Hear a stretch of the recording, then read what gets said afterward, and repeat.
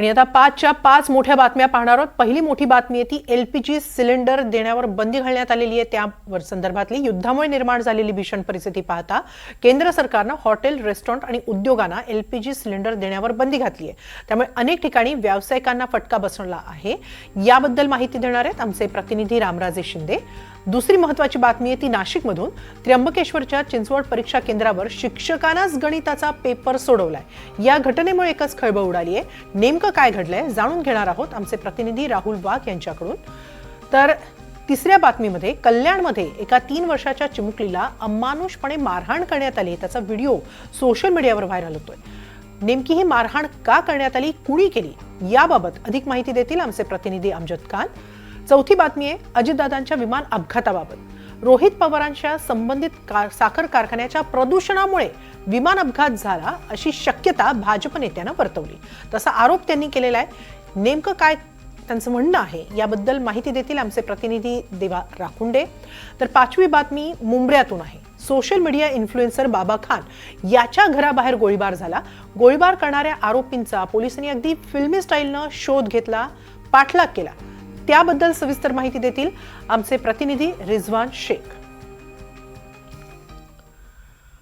पहिली अत्यंत महत्त्वाची बातमी आहे तुमच्या आमच्यासाठी। युद्धामुळे निर्माण झालेली भीषण परिस्थिती पाहता केंद्र सरकारने हॉटेल, रेस्टॉरंट आणि उद्योगांना एलपीजी सिलेंडर देण्यावर बंदी घातली आहे। आता हा गॅस केवळ घरगुती वापरासाठीच पुरवण्यात येईल। गॅसचा पुरवठा केवळ सरकारी कंपन्यांद्वारेच करता येणार आहे असा आदेश केंद्रीय पेट्रोलियम आणि नैसर्गिक वायू मंत्रालयाने काढलाय।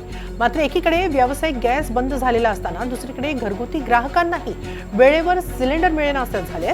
गॅस एजन्सीकडून ग्राहकांना पुढील महिनाभर सिलेंडर मिळणार नाही असं सांगितलं जातं। त्यामुळे गॅसचा काळा बाजार वाढण्याची भीती वर्तवली जाते।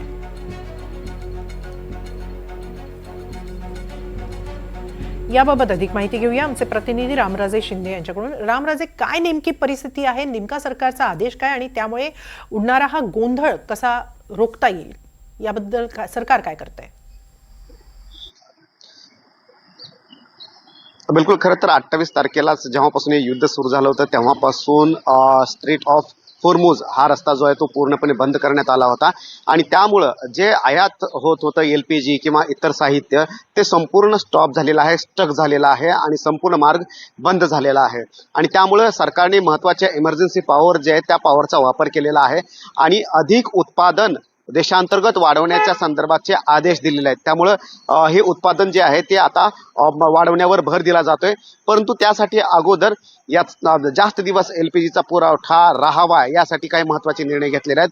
त्यामध्ये घरगुती गॅस जो आहे तो साधारणतः 60 रुपयांनी महागलेला आहे, तर 114.50 रुपयांनी कमर्शियल गॅस महाग झालेला आहे। त्यामुळं जो फटका बसतोय तो साधारणतः हॉटेल इंडस्ट्री त्याचबरोबर इतर महत्त्वाचे उद्योग जो आहेत त्यांना फटका बसतोय। मात्र येत्या काही कालावधीमध्ये यावर सुद्धा मार्ग निघणार असल्याची माहिती मिळालेली आहे। आत्ताच जी ताजी माहिती आलेली आहे, स्ट्रेट ऑफ होर्मुझ या भागातून जो रस्ता बंद करण्यात आला होता तर तिथून काही टँकर जे आहेत ते सोडण्याचं काम सुरू आहे। त्यामुळे जर तिथून आता जर टँकर जर सोडले गेले तर पुढच्या काही दिवसांमध्ये परिस्थिती जी आहे ते पुन्हा पूर्ववत होण्याची शक्यता आहे। परंतु किती कालावधी लागेल हे अद्याप सांगता येत नाही। केंद्र सरकार प्रयत्न करते, एकीकडे सरकारी देशांतर्गत जे आहे ते एलपीजीचं उत्पादन वाढवण्यावर भर दिला जातोय आणि काटकसरीनं एलपीजी वापरण्यासाठी प्राधान्य दिलं जात आहे आणि त्यातल्या त्यात घरगुती वापराला प्राधान्य दिलं जात आहे। नक्कीच युद्ध कधी थांबेल आणि तोपर्यंत कधी गॅस पुरवठा सुरळीत सुरू होईल हे सांगेपर्यंत तरी निश्चितपणे या सगळ्या वस्तूंचा काटकसरीने वापर करणं महत्त्वाचं आहे। मात्र काळा बाजार आणि अफवांचा बाजार रोखण्याचं आव्हान सरकारसमोर असणार आहे। यानंतर पुढची बातमी आहे ती नाशिकमधून। नाशिकच्या त्र्यंबकेश्वरमधील चिंचवड परीक्षा केंद्रावरचा एक धक्कादायक प्रकार समोर आलाय। 10वीच्या गणिताचा पेपर सुरू होताच 21 मिनिटांतच तो मोबाईलवर शिक्षकांनीच लीक केला। परीक्षा केंद्रात पर्यवेक्षक, केंद्र प्रमुख आणि शिक्षकांनी मिळून विद्यार्थ्यांना पेपर वाटले। दरम्यान या प्रकरणी आता कारवाई होणार का याकडे सगळ्यांचं लक्ष लागलंय। याबाबत अधिक माहिती घेऊया आमचे प्रतिनिधी राहुल वाघ यांच्याकडून। राहुल, काय सगळा नेमका प्रकार आहे आणि यावर काही कारवाई करण्याची हालचाल सुरू झाली आहे का? खरं तर नाशिकच्या त्र्यंबकेश्वर परिसरातील हर्सुल जवळ असलेल्या चिंचवड आदर्श माध्यमिक विद्यालयामध्ये हा सर्व प्रकार घडलेला आहे। एकदम धक्कादायक प्रकार हा समोरकीस आलेला आहे। गणिताचा पेपर सुरू झाल्यानंतर 21व्या मिनिटात तो मोबाईलवर आला. त्यानंतर चक्क गणिताच्या शिक्षकांनीच तो पेपर सोडवला आणि त्याच्या 60 कॉप्या बनवून या सर्वत्र केंद्रामध्ये वाटण्यात आला. खरं तर हर्सुल दरवर्षी पेपर फुटीच्या कारणामुळे चर्चेत असतं आणि यावर्षी देखील त्या ठिकाणी धक्कादायक प्रकार असा उघडकीस आलेला आहे. खरं तर राज्याचे शिक्षण मंत्री दादा भुसे नाशिक जिल्ह्यातूनच येतात आणि त्यांच्याच जिल्ह्यामध्ये हा प्रकार उघडकीस आलेला आहे. धन्यवाद राहुल, आपण दिलेल्या या माहितीबद्दल. यानंतरची बातमी आहे ती कल्याणमधून. कल्याणमध्ये अत्यंत नीच प्रकार घडलाय. कल्याणमधला हा व्हिडिओ इतका भयानक आहे की तो आम्ही तुम्हाला नीट दाखवूही शकत नाही. 3 वर्षांच्या मुलीला एका महिलेनं बेदम मारहाण केली आहे. मारहाण करणाऱ्या महिलेनं आणि तिच्या नवऱ्यानं या मुलीला दत्तक घेतलं होतं. मारहाण करणाऱ्या महिलेच्या नवऱ्याच्या मित्राची मुलगी आहे. बायको वारल्यानं या मुलीचा सांभाळ तू करशील का असं मित्रानं या दाम्पत्याला विचारलं होतं. त्यानंतर दाम्पत्यानं मुलीला दत्तक घेतलं. अत्यंत क्षुल्लक कारणावरून या मुलीला या महिलेनं बेदम मारहाण केली. शेजारी राहणाऱ्या महिलेला मम्मा म्हटल्याचा राग आल्यानं या महिलेनं मुलीला मारहाण केल्याचं कळतंय.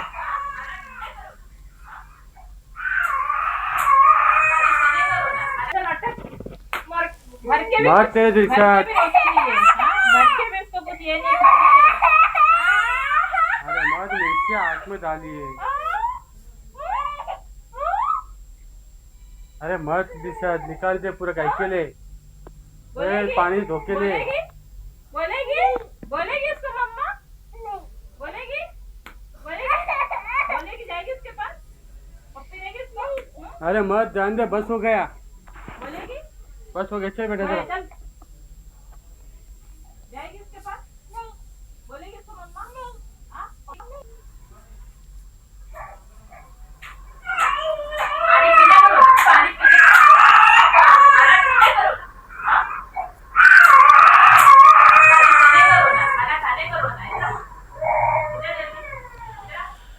याबाबत अधिक माहिती घेऊया आमचे प्रतिनिधी अमजद खान यांच्याकडून. अमजद, अतिशय क्रूर आणि अमानुष हा सगळा प्रकार आहे. या प्रकरणी काही कारवाई झालेली आहे का?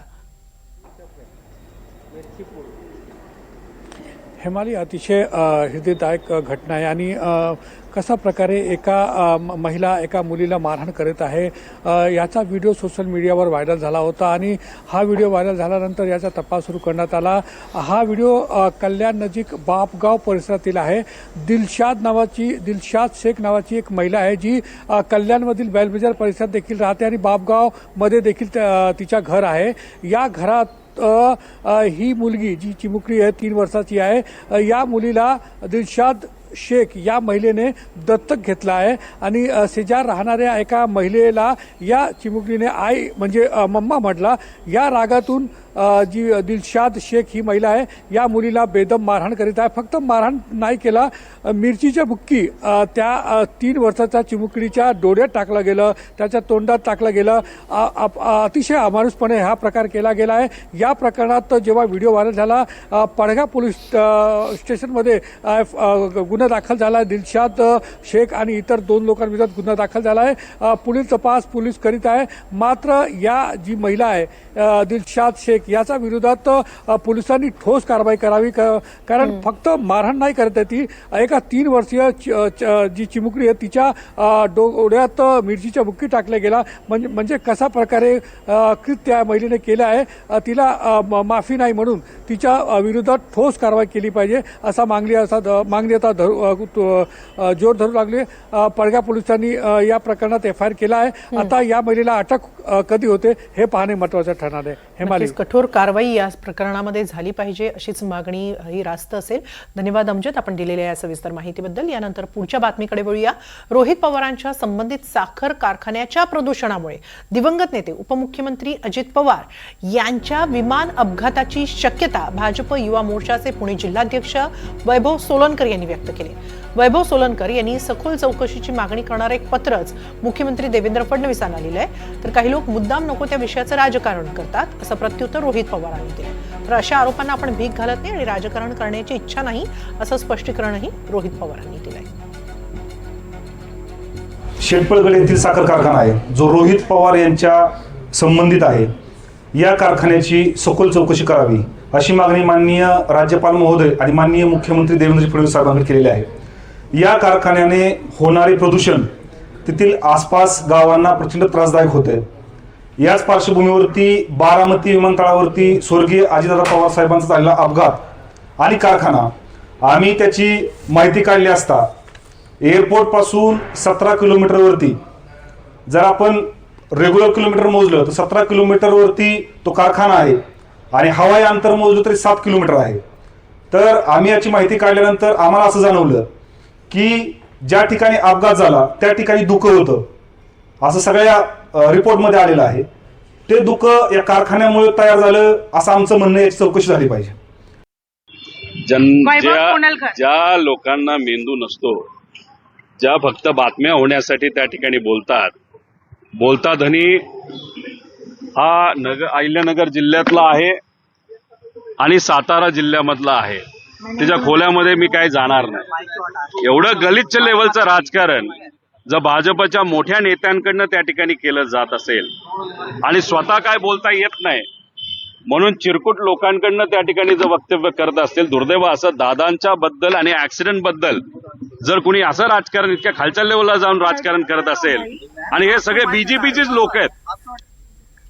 या संदर्भात अधिक माहिती घेऊया आमचे प्रतिनिधी देविदास राखुंडे यांच्याकडून. देविदास, अजित पवारांच्या अपघातावरून सुरू झालेले आरोप प्रत्यारोप आता अगदीच वेगळ्या वाटेनं जाताना दिसत आहेत. काय नेमकं घडतंय आणि रोहित पवारांचा नेमका रोख कुणाकडे आहे, कोणत्या मोठ्या भाजपच्या नेत्याकडे आहे?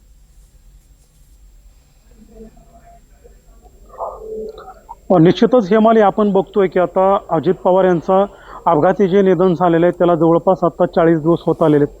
अद्यापपर्यंत प्रश्न कायम आहे की घात की अपघात, आणि या प्रश्नाची उत्तरं मिळवण्यासाठी आतापर्यंत आमदार रोहित पवार यांनी 4 पत्रकार परिषद घेतलेले आहेत आणि वेगवेगळे प्रश्न देखील उपस्थित केलेले आहेत. असं असताना पुणे जिल्हा भाजपचे युवा मोर्चाचे अध्यक्ष वैभव सोलनकर यांनी देवेंद्र फडणवीस, जे राज्याचे मुख्यमंत्री आहेत आणि गृहमंत्री देखील आहेत, यांना एक पत्र लिहिलेलं आहे आणि त्या पत्रामधून त्यांनी थेट रोहित पवारांवरती आरोप केलेले आहेत की रोहित पवार यांच्याशी संबंधित असणारा इंदापूर तालुक्यातील शेटपळगडे येथील साखर कारखाना जो आहे, ज्याचं अंतर एअरपोर्टपासून जर बघितलं तर रोडवेचं अंतर जर आपण मोजलं तर ते 17 किलोमीटरपेक्षा अधिकचं आहे. हवाई अंतर त्यापेक्षा कमी आहे, फारच जवळ आहे असं म्हणता येणार नाही, मात्र ते लांबवरचं अंतर आहे.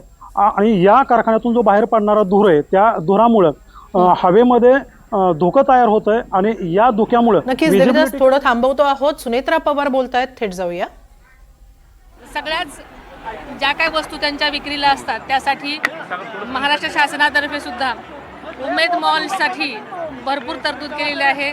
16 जिल्ह्यामध्ये उमेद मॉल ची व्यवस्था करण्यात येणार आहे, जेणेकरून माझ्या बचत गटांच्या महिलांच्या मालाला विक्री भाव चांगला मिळेल आणि अतिशय चांगला भाव मिळाल्यामुळे त्या सक्षम होण्यासाठी मदत होणार आहे.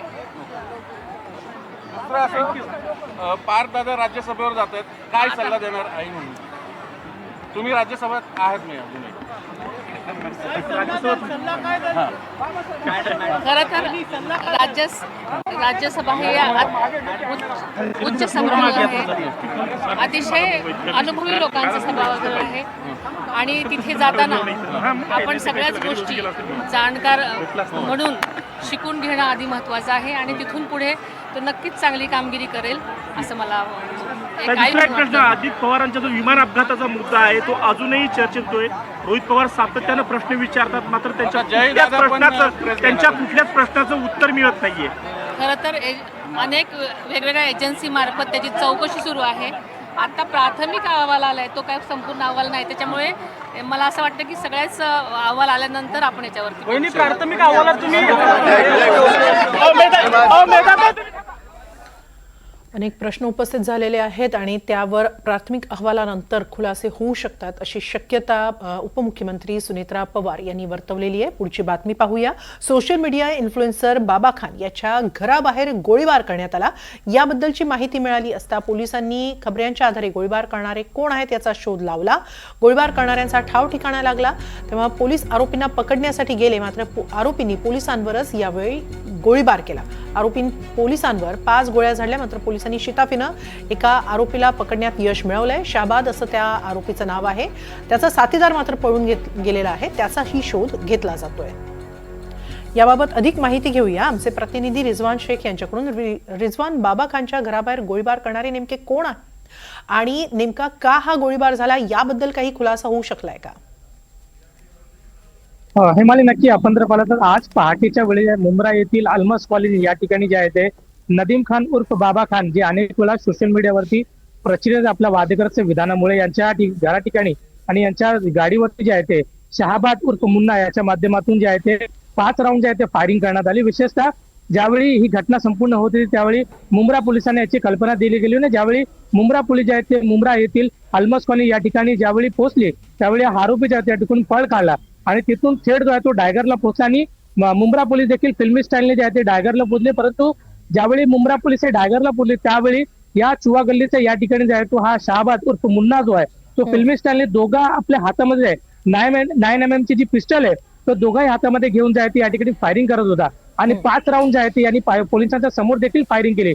परंतु या ठिकाणी जे पोलिसांना कुठलाही या ठिकाणी घातपात झाला नाही. परंतु जर दुसऱ्या ठिकाणी आपण जर पाहिलं तर सर्वसामान्य नागरिक देखील पहाटेच्या वेळी, कारण रमजानचा महिना सुरू आहे, अनेक लोक जे आहे ते रमजानच्या महिन्याला सकाळी जे आहे ते आपला इफ्तारी जे सैरी करण्यासाठी या ठिकाणी उठतात आणि अशाच वेळी ज्यावेळी हा जो डायगरला ज्यावेळी पळाला त्याचवेळी पोलिसांनी याला पकडण्याचा प्रयत्न केला. परंतु पोलिसांवरती देखील यांनी फायरिंग करायला सुरुवात केली.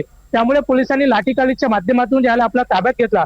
परंतु ज्यावेळी याची झडती घेण्यात आली याच्या खिशामधून जे आहे ते 50 ते 60 पुंगळी जी आहे ती याच्या खिशामधून सापडलेली आहे आणि 2 9 mm ची पिस्टल जी याच्याकडून सापडलेली आहे. पोलिसांनी प्राथमिक माहिती जी दिलेली आहे की हा छेनू पहलवान गँग म्हणजे विशेषतः युपी आणि दिल्लीमध्ये या गँग जे आहे ते सक्रिय गँगचा सहभाग होऊ शकतो असं या ठिकाणी पोलिसांनी अंदाज तो व्यक्त केलेला आहे.